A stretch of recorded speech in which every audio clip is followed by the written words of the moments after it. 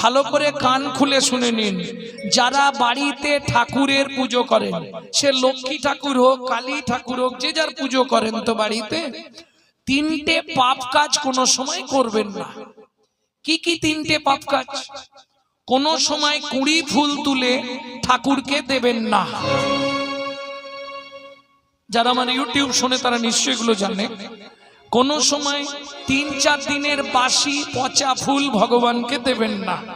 ২, ৩ নম্বর, যেটা আপনারা সব সময় পাপটা করেন, এটা করবেন না।